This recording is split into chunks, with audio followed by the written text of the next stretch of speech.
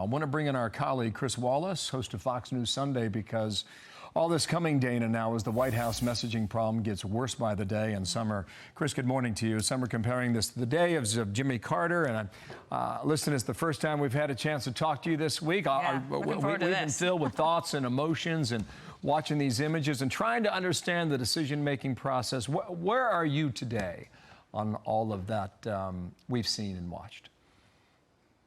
Well, let me say that one of the few smiles I've had about this whole situation was watching your interview with that C-17 crew and their talk about hope and freedom and those 823 people. And just think, each one of those people, instead of living under the rule of the Taliban, is going to get an opportunity to live in a very different situation. So this is the difference between darkness and light in their lives. And you just got to applaud the crew for taking off with that C-17 and getting all of those people out of Dodge.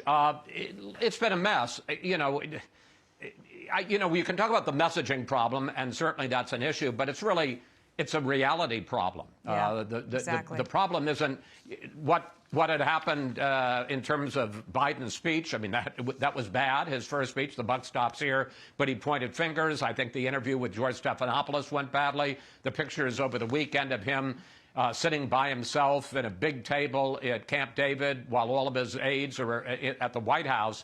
All of it was a mess, but in the end, it's those pictures on the other side of the screen from me, the fact that we have this airport secured, but we have no way of getting Americans and our Afghan allies from downtown Kabul or elsewhere in Afghanistan to that airport. And as long as that remains the situation, the president can make any speech he wants, give any interview he wants. It ain't going to make any difference. That's what people are focusing on, that Americans and American allies are unable to get to the airport and get to that hope and freedom on one of those C-17s. Just want to put up some headlines to show everyone. This is the Wall Street Journal. Afghanistan reveals all the president's weaknesses. New York Post, call Afghanistan what it is, the worst hostage crisis in American history. FoxNews.com has Meghan McCain slamming Biden as Jimmy Carter on acid over Afghanistan debacle.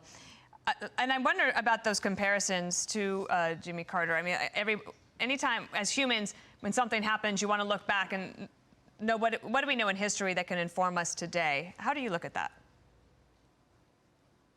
I'm not sure I see a comparison to Jimmy Carter, except that it's a president who's under fire for having made some misjudgments. But the situation with the hostages in Tehran in 1979 is in no way equivalent to the Taliban sweeping over Afghanistan, taking over the country in 11 days, as General Milley said.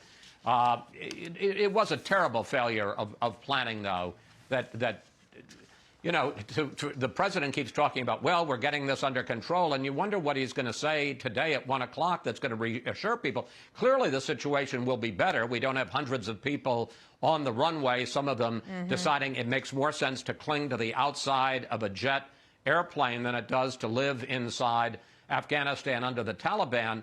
But when you've got 2,000 people going out and we have the capacity to get somewhere between 5,000 and 9,000 people out, better isn't good enough, and particularly in a situation where you've got, we believe, a lot of Americans, whether it's thousands or tens of thousands, inside Kabul or other parts of the country who are, depending on the good graces of the Taliban, think about that, in order to get to the airport, and the Afghan allies in even a worse situation. Yeah, I've kind of outsourced a lot of this to the Taliban. It's a remarkable thing. I mean, where are we in 48 hours when you come on the air on Sunday? Who are you going to talk to?